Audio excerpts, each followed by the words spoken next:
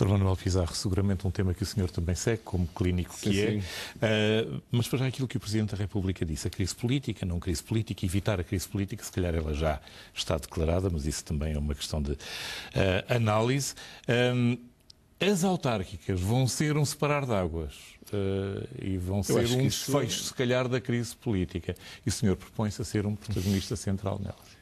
Eu acho que se não houver crises até lá, porque eu tenho seguido com muita preocupação, como acho que todos os portugueses, aquilo que tem sido este folhetim do Governo para anunciar as medidas que tem que assumir para a reforma do Estado e para o corte da despesa do Estado. Nós andamos nisto há 2 ou 3 semanas, com reuniões sucessivas do Conselho de Ministros. Nunca se viu um Conselho de Ministros que reúne tantas vezes e que, porventura, decide tão pouco.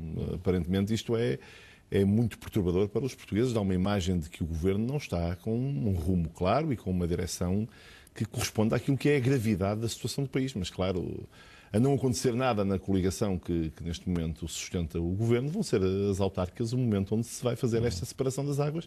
E eu tenho muita confiança que o Porto, que é duplamente atingido pela política deste Governo, é atingido, como são todos os portugueses, por esta austeridade exacerbada, por esta austeridade transformada em religião oficial da governação, e é atingido num segundo plano também muito importante por causa do centralismo. E o centralismo tem marcado de forma muito negativa a ação do Governo. É o caso da autonomia do Porto de Leixões, que está a ser posta em causa, apesar da sua importância para a economia da região e do país. A forma como foi feita a privatização da ANA, não respeitando a necessidade de salvaguardar o desenvolvimento do aeroporto do Porto, que duplicou o número de passageiros nos últimos 5 anos e que é hoje fonte da principal setor económico da cidade, que é o turismo, que continua em grande crescimento. Os acontecimentos na Casa da Música, colocando em causa um equipamento cultural que teve 500 mil visitantes em 2012.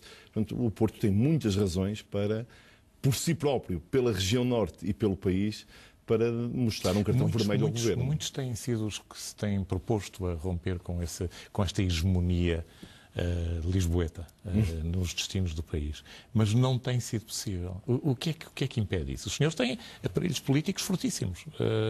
Eu acho que há uma tradição muito antiga do país, que é uma tradição muito centralista. Infelizmente o nosso país foi sempre assim e é sempre assim em todos os partidos. O Partido Socialista é um partido que se reclama das bandeiras da regionalização, mas a verdade é que eu tenho que reconhecer que nem sempre, quando esteve no poder, o Partido Socialista assumiu uma agenda de descentralização. Concretamente, o que é que vai fazer para isso?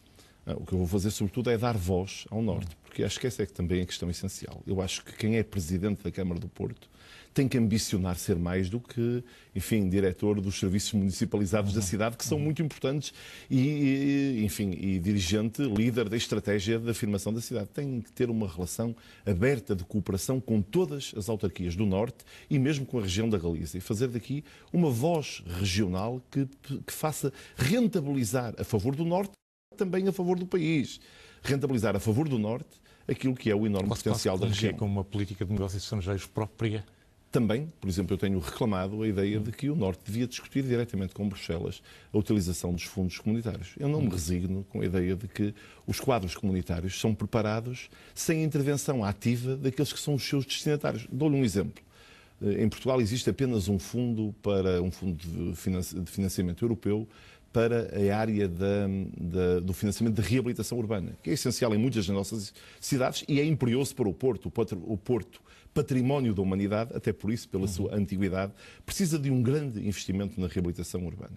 Ora, esse financiamento comunitário, para esse financiamento, só são elegíveis projetos acima de 1 milhão de euros e que se destinem à atividade do comércio e dos serviços.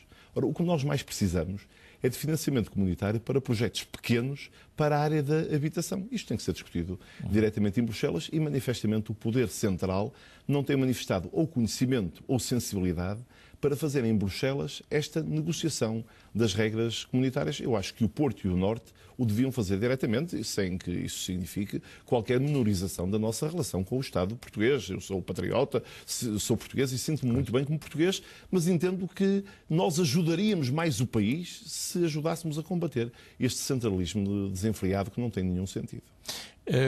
Ganhar escala, aumentando a área municipal, como é uma das propostas do seu oponente.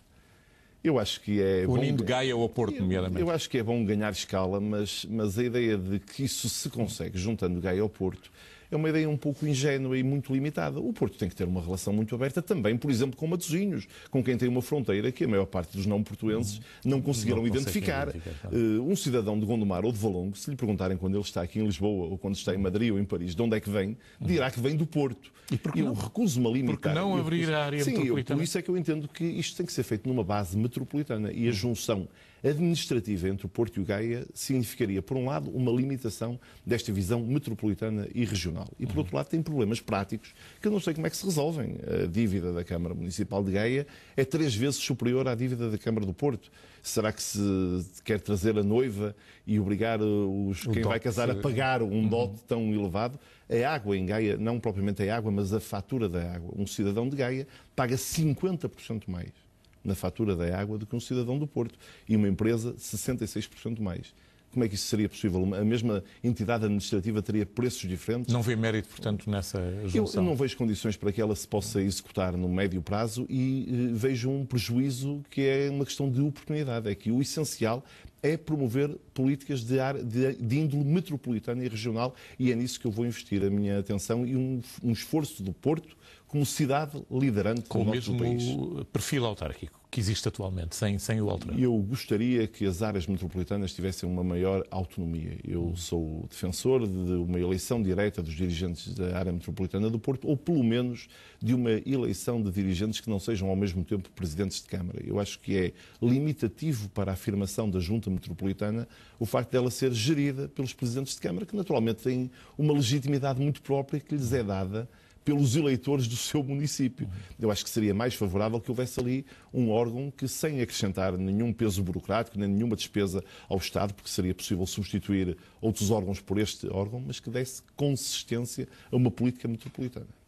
Quanto à massa crítica política, coligações? Eu fiz durante os últimos meses um enorme apelo a que houvesse uma coligação das forças de esquerda na cidade do Porto. Dariam, de acordo com sondagens, são consultas e valem o que valem, dariam uma vantagem a quem se coligasse consigo? Sim, aparentemente no Porto há 2 blocos que têm aproximadamente o mesmo número de votos. Em todas as últimas eleições autárquicas aconteceram 2 blocos. Um bloco da esquerda com um pouco mais de votos que o bloco da direita, e a direita ganhou sempre pela circunstância de que o CDS e o PSD foram juntos às eleições, ao contrário do que vai acontecer nas eleições de 2013. Portanto, não era essencialmente por razões de natureza eleitoral da contagem dos votos que eu propunha esta coligação.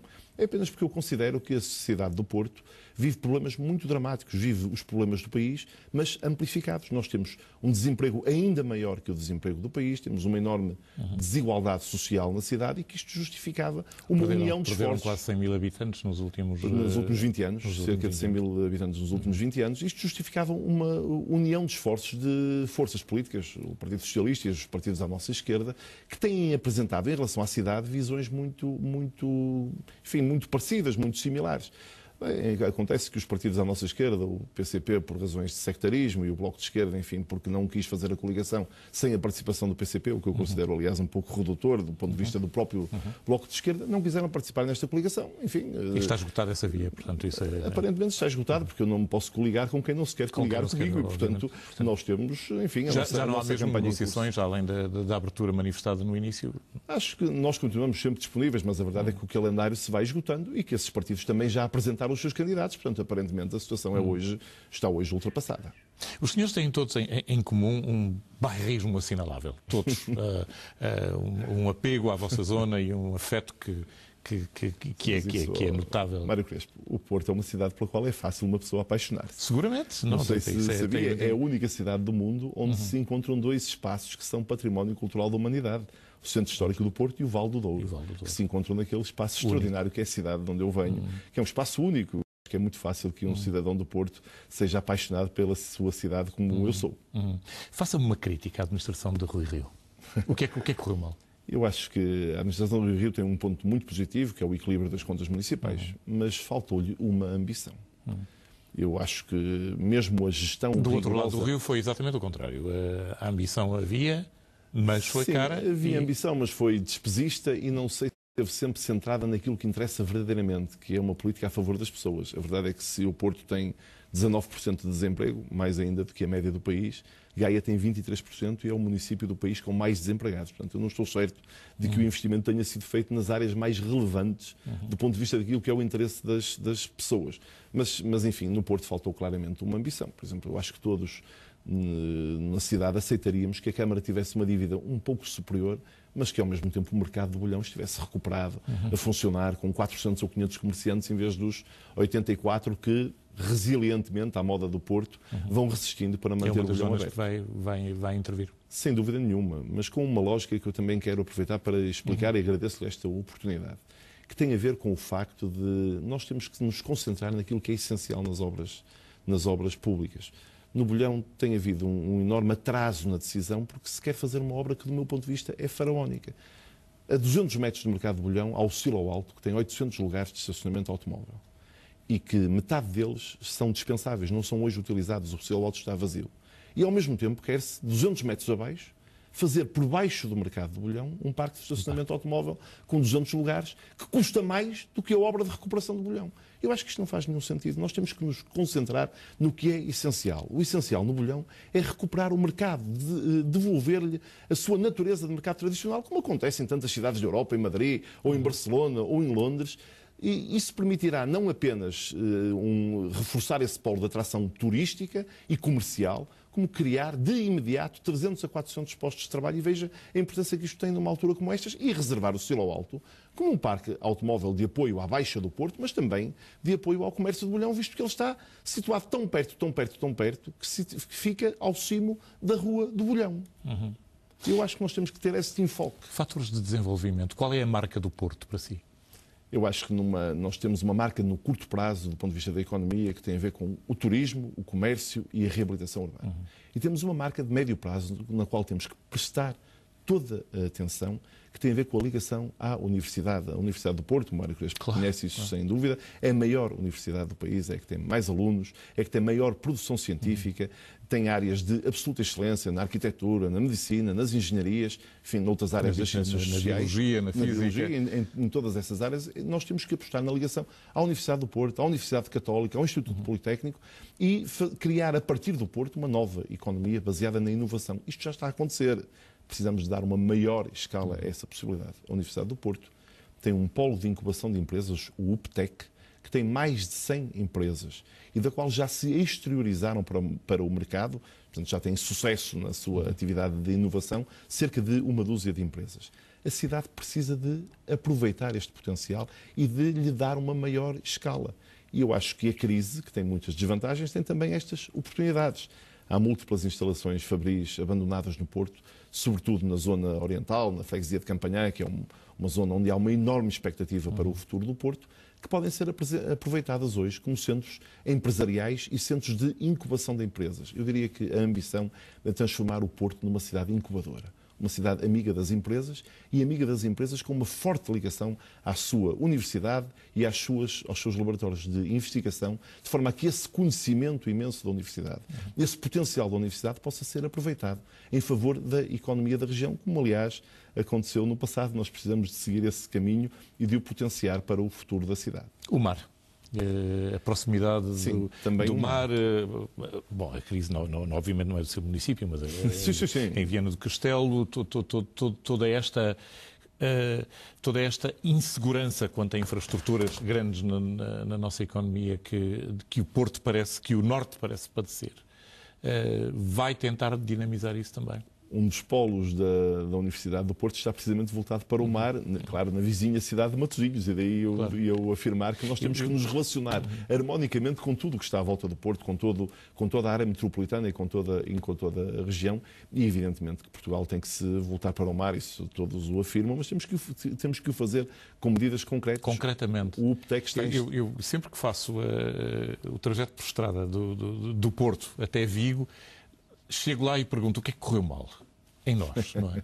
Porque nós temos ali um porto de pesca com uma vitalidade tremenda. Eu acho que correu, por exemplo, faltar-nos um governo regional, como acontece na Galiza. Não é por acaso que nos 30 anos transcorridos desde a regionalização do processo autonómico em Espanha, a região da Galiza conseguiu vencer um caminho muito superior àquilo foi vencido pela região norte no sentido de se aproximar dos padrões de desenvolvimento do resto da Europa. Eu acho que isso aconteceu em larga medida porque o poder regional, desse ponto de vista, ajuda muito a potenciar esta realidade. Veja a enorme concentração de conhecimento em toda a região norte, não apenas no Porto, que eu já referi, mas também na Universidade do Minho, na Universidade de Trás-os-Montes, na própria Universidade de Aveiro, que fica a 50 ou 60 quilómetros do Porto, e depois, apesar de tudo, uma enorme concentração de infraestruturas, mesmo de infraestruturas de suporte, de uma rede viária muito desenvolvida. Temos um problema com a ferrovia na ligação a Vigo, que eu lamento que não seja resolvido, porque não acho que haja nenhuma boa razão. Ao contrário, todas as económicas apontariam para a importância... Refere-se que é a TGV ou quanto uma mais ferrovia para começar uma ferrovia moderna que seja funcional. Os 114 km entre o Porto e Vigo demoram 3 horas e 10 minutos a percorrer de comboio. Eu já fiz essa experiência. A viagem é extraordinária, mas convenhamos que não há nenhuma capacidade competitiva num tempo de viagem deste tempo, e continuar a apostar no desenvolvimento do nosso Porto de Leixões e do nosso aeroporto de Sá Carneiro, que são os 2 grandes polos logísticos de todo o noroeste peninsular, não apenas da região norte do país. Dr. Manuel Pizarro, num minuto, convença-me a mim, que não vou votar em si porque não voto no Porto, necessariamente. Muito bem, está desculpado. Estou desculpado, mas as pessoas que o seguem na capital do Norte, porque é que devem votar em si? Eu sou um cidadão do Porto. Sou um profissional, tenho uma carreira profissional na cidade, sou médico no Hospital São João, tenho uma carreira da qual, aliás, me orgulho muito. Fui membro do governo e, quando fui membro do governo, estive sempre com os olhos... Saúde, claro. Exatamente, estive sempre com os olhos colocados no Porto, promovi um conjunto de melhorias, algumas das quais a cidade esperava desde há décadas. O maior exemplo é o Centro Materno-Infantil, que está hoje em construção junto à maternidade Júlio Diniz. E sou uma pessoa que tem uma visão, toda a minha vida pessoal e cívica foi feita em relação com as instituições. Fui dirigente associativo, participei nos diferentes movimentos cívicos, e eu acho que o Porto precisa muito disso. Precisa de alguém que tenha uma perspectiva cosmopolita, como eu considero que tenho, mas ao mesmo tempo que seja capaz de se relacionar com as instituições da cidade. Ao longo dos séculos, a afirmação do Porto dependeu sempre da capacidade de iniciativa das pessoas do Porto. Os cidadãos, pessoas individuais, e as instituições, pessoas coletivas. Eu acho que tenho condições na Câmara para promover o diálogo, o consenso, a concertação, para potenciar todas estas pessoas e instituições do Porto a favor de uma cidade que seja coesa, que tenha maior justiça social, que seja mais desenvolvida, que seja outra vez a capital do trabalho, o título que nós ostentamos durante tantas décadas e que infelizmente perdemos agora nesta voragem do desemprego que nos atingiu. O seu executivo vai ser, portanto, politicamente abrangente também? Não? Muito abrangente. Eu acho que todos os que participam, nós temos que democratizar a gestão política do país, neste caso da Câmara do Porto, que será aquilo sob o que assumirei responsabilidades. Temos que promover a participação das pessoas, os orçamentos participativos, mas não apenas, as reuniões abertas do município, a discussão de todas as propostas que são levadas à Câmara com antecedência, de forma a que os outros vereadores, mas também os cidadãos da cidade possam participar, possam dar a sua opinião, possam dar o seu contributo. Eu acredito que uma sociedade mais participativa é uma sociedade onde se acerta mais e onde se consegue caminhar com maior tenacidade, mesmo num ambiente de dificuldades, que será seguramente aquilo que teremos nos próximos anos, em função da necessidade de diminuir a despesa do Estado e também a despesa dos municípios. Dr. Manuel Pizarro, se me dá licença, boa sorte na sua campanha. Muito obrigado. Eu tenho uma esperança de que um dos próximos programas, no próximo ano, possa ser feito a partir da Câmara do Porto. Eu terei o maior prazer em convidá-lo para me entrevistar a partir da Câmara do Porto. Nós temos excelentes instalações na capital do Norte e foi um prazer tê-lo aqui. Igualmente, boa noite. Muito obrigado. Boa noite a todos. Boa viagem. Já sei que vai regressar ainda esta noite para a sua linda cidade. Muito obrigado. Uma boa viagem. Faz-se depressa, como há bocado discutimos. Agora relativamente rápido. E há excelentes sítios para isso. Boa viagem. Muito obrigado. Dr. Manuel Pizarro, candidato do Partido Socialista à Câmara do Porto, e seguimos agora com o nosso frente a frente. Fique connosco, até já.